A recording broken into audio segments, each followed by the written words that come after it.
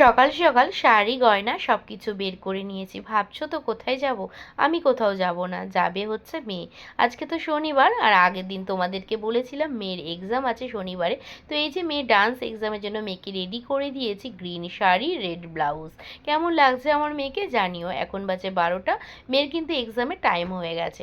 তো এই যে মেয়ে আর মেয়ের বাবা চলে গেছে এক্সাম দিতে। না, মেয়ের বাবা এক্সাম দেবে না, মেয়েই এক্সাম দেবে, তো ওর বাবা নিয়ে গেছে। আর আমি চলে এসেছি পার্লারে। অনেক দিন ধরে ভাবছি পার্লারে যাব যাব যাব করে, আর কিন্তু সময়ই হচ্ছিল না। ফাইনালি আজকে আমার হাজব্যান্ড বলছে আজকে তোমাকে যেতেই হবে, চলো। তো তবু আমি রাজি হয়েছিলাম না, ভেবেছিলাম যে এই বেলা না বিকেলবেলার দিকে যাব। তো হাজব্যান্ড বলছে না, এই বেলাতেই চলো, বিকেলবেলা করে করে কিন্তু আর তোমার যাওয়াই হচ্ছে না। তো এই যে ডিটেন করছি, আর এইদিকে করব স্পা। তো আগে ডিটেন করে নিয়ে তারপরে কিন্তু স্পা করব। আর আগের দিন এসেছিলাম আইব্রু করতে, সেদিনকেও আমার হাতে একদম সময় ছিল না আর কি ফেসিয়াল করা বা স্পা করা। হাতে তো একটু সময় নিয়ে আসতে হয়, যেহেতু 2-2.5 ঘন্টার ব্যাপার। তো এই একটা জায়গা পার্লার, সেটা হচ্ছে হাত পা গুটিয়ে দুদণ্ড বসে থাকা যায়, আর কিন্তু একটু রিল্যাক্স করা যায়, আর নিজের রূপচর্চাটা হয়। আর বাড়িতে কিন্তু আমরা কেউই হাউসওয়াইফরা বসেই থাকতে পারি না মোটে। এ কাজ ও কাজ আমরা কিন্তু করতেই থাকি, তাই না? বাড়িতে থাকলে মনে হয় এটা করি ওটা করি, মানে বসে থাকা মোটেও যায় না। তো চলো তোমাদেরকে ওয়েলকাম করি। হ্যালো এভরিওয়ান, কেমন আছো তোমরা সবাই? আশা করছি সবাই ভালো আছো। আমরাও কিন্তু বেশ ভালো আছি। আর আমাদের সংসারের মাঝে কিন্তু নিজেকে সময় দেওয়াটা ভীষণ জরুরি। নিজেকে তো আগে ভালোবাসতে হবে, তবে না পরিবারের লোকজনকে ভালোবাসা সম্ভব হবে, তাই না? তো এই যে এই স্কুটিটা দেখে একদমই হেসো না, দেখো আমার বর অলরেডি হাসছে। কারণ হচ্ছে এটা হচ্ছে আমার দেওর নিয়ে এসেছে, কারণ ওর একটু কাজের ব্যাপার আছে, তো সেই কারণের জন্য। তো এই স্কুটিটা নিয়ে এসেছে। স্কুটি কিন্তু ব্যাটারিতে চলে, আর এই স্কুটির কোনো তেল বা লাইসেন্স কোনো কিছুই কিন্তু লাগে না। তো এই যে তারপরে বেরিয়ে পড়ছি সন্ধেবেলা। সন্ধেবেলা একটুখানি বর বলল যে চলো কলকাতার গ্রাম নিজেও দেখতে আসলাম আর তোমাদেরকেও দেখালাম। যদিও এর আগে আমি অনেকবার এসেছি, কিন্তু ক্যামেরা বন্দি করা হয়নি। তো আজকে ভাবলাম যখন বর ইচ্ছাকৃতভাবে নিয়ে যাচ্ছি গ্রামের রাস্তায়, তো ভাবছি ক্যামেরা বন্দি করেই নিই। আর এই দেখো গ্রামের রাস্তায় চলে এসেছি। পুরোই গ্রাম এটা। যেমন আমাদের রানাঘাটে, যেমন রানাঘাটটা পুরোটাই শহর, কিন্তু রানাঘাটের থেকে একটু দূরে গেলেই কিন্তু পঞ্চায়েত এলাকা, গ্রাম। তো তেমনই কলকাতা যেমন শহর রয়েছে, তেমনই কিন্তু গ্রাম রয়েছে। আমার মনে হয় সব জায়গাতেই গ্রাম শহর মিলিয়েই রয়েছে। এই যে দেখতে পাচ্ছ কত বড় পুকুর, তারপরে রাস্তার ধারে সবার চায়ের দোকানে আড্ডা, এগুলো কিন্তু গ্রামেরই সম্ভব। আর এখনও যে মাটির রাস্তা রয়েছে, এই মাটির রাস্তায় অবাক করে দেয়, তাই না? আজও কোথাও না কোথাও মাটির রাস্তা রয়েছে, আর কলকাতাই রয়েছে। এই যে আমরা বলি সবসময় কলকাতা কলকাতা, কলকাতায় কিন্তু অনেক গ্রাম আছে। আবার তো শহর তো আছে, কিন্তু শহরের ভাগই বেশি, গ্রামের ভাগটা একটু কম।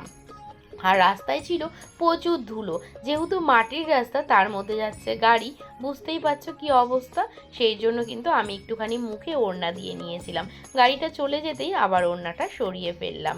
আর আজকে তো স্পা করেছি, তারপরে ডিটেনও করেছি। পুরো ধুলো গিয়ে আমার চুলে এবার লাগছে, কি অবস্থা বলো তো। আর কেন যাচ্ছি, এখানে একটা কাকিমা আর কি ফাস্টফুডের দোকান আছে, ছোট্ট দোকান, তার মধ্যে ঘুগনি, তারপরে ফিশ ফ্রাই, চিকেন পকোড়া, এইসব আর কি বিক্রি করে। তো সেখানে অনেক দিন আগে খেয়ে গেছিলাম, ভীষণ ভালো টেস্টি। আর গ্রামের মাঝখানে এরকম দাঁড়িয়ে সুন্দর ঝুড়ো হাওয়ার মাঝখানে বসে খেতে বেশ লাগে। বড় বড় রেস্টুরেন্টে তো যাওয়াই হয়, দেখবে ছোটোখাটো দোকানে মাটির ভাঁড়ে চা খেয়েও যেন খুব আনন্দ, আর যদি থাকে প্রিয় মানুষটার সাথে, ব্যাস আর তো কিছু চাই না। আর এখনও এখানে কিন্তু চাষ হয়, জানো তো। আর আমি যখন অনেক দিন আগে এসেছিলাম তখন কিন্তু এখানে পুরো জঙ্গল ছিল। এখন কিন্তু দেখতে পাচ্ছি অনেকটা ক্লিন হয়েছে, হয়তো অনেকে জায়গা কিনেছে এখানে বাড়ি করবে জন্য। আস্তে আস্তে হয়তো এই মাঠঘাটগুলো সব কিছুই ক্লিন হয়ে বাড়িঘর হয়ে যাবে। তবে এখানে কিন্তু আসলে অনেকটাই সবুজে আর কি দেখা মেলে। আর আমরা যে দিকটায় থাকি সেদিকটা তো পুরোপুরি শহর, সেখানে কিন্তু কোনো সবুজের দেখা নেই, শুধু বড় বড় বিল্ডিং আর বাড়ি, ব্যাস এই তো। তো এই যে কাকিমার সেই দোকান, এই কাকিমার কিন্তু ব্যবহারটাও বেশ ভালো।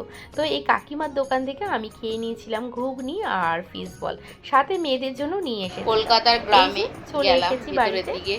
তো যাওয়া হয়েছে এর আগে, কিন্তু ভিডিও করা হয়নি। যাই হোক, অল্প একটু ভিডিও করলাম। আর হচ্ছে ওখানটায় না চপ বলো, তারপরে চিকেন পকোড়া, এগুলো না খুব সুন্দর করে, ফিশ ফ্রাই।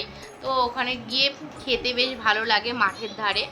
তো খেয়ে আসলাম, খাবারটা শেয়ার করিনি। আর এই যে মেয়ের জন্য নিয়ে এসেছি, আর তোমাদেরকে স্পাটা দেখানো হয়নি। এই দেখো, হ্যাঁ দেখা। আর এই দেখো, স্পা করার পরে হেয়ার ড্রায়ার দেওয়া হয়নি, বুঝলে তো। ওরা বললো যে, পার্লার থেকে বললো যে হেয়ার ড্রায়ার থেকে এমনি গরমকাল তো এমনিই শুকিয়ে যাবে। তো সেই কারণে যেন ড্রায়ার দিইনি, যেহেতু দিনের বেলাতেই গেছি, তাই জন্য এমনি ফ্যানের হাওয়ায় শুকিয়ে গেছে। তো এই দেখো কতটা সুন্দর হয়েছে, খুব সুন্দর হয়েছে। আর জানো তো, মাথাটা মনে হচ্ছে কতটা না হালকা হয়ে গেল আমার, মানে এতটা মনে হচ্ছে ভারী ছিল আর এতটা হালকা হয়ে গেল। তো স্পা করাটা কিন্তু ভীষণ জরুরি। তো যখন দেখি চুলটা একটু রাব রাব হয়েছে, তখন গিয়ে কিন্তু স্পা করি। আমার যদিও মাসে মাসে স্পা করা হয় না, আর মাসে মাসে করলেই ভালো হয়, কিন্তু সেটা তো আমাদের আর হয়ে ওঠে না, না নিজেকে তো অত বেশি টাইম দিতে পারি না। তো যখন মনে হয় একদম রাফ হয়ে গেছে চুলটা, আর পাচ্ছি না, করতেই হবে, তো তখনই কিন্তু আমরা যাই। স্পাটা হচ্ছে চুলের খাদ্য।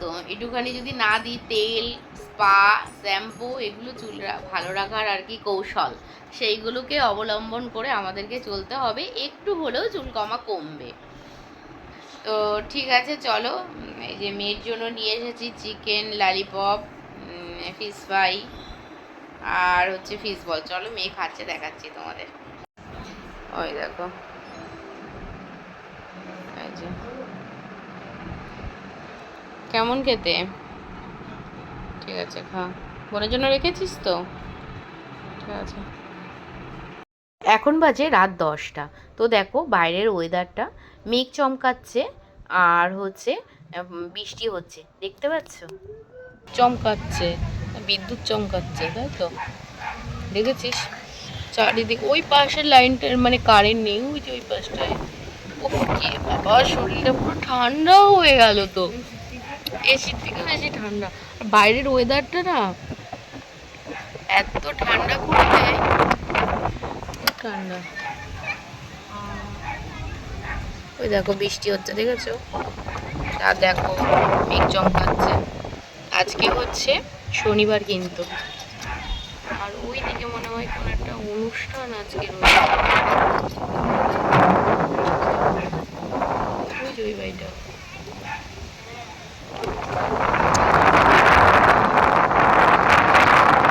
কত সুন্দর লাগছে, দেখো কত হাওয়া, হাওয়াটা বুঝতে পারছো, কত হাওয়া দিচ্ছে, ভীষণ হাওয়া দিচ্ছে, পুরো মানে কি বলবো, ঠান্ডা ঠান্ডা লাগছে। আমাদের ব্যালকনিতে এসে পুরো ঠান্ডা, সত্যি এত হাওয়া না, ফোনে বলেও মানে বোঝাতে পারবো না, ভিডিওতে বলে বোঝাতে পারবো না।